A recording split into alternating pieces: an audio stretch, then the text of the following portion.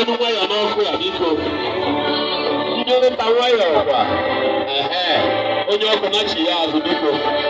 Ka Prophetess Mami Oluchi, ka ọ baptize ya unu.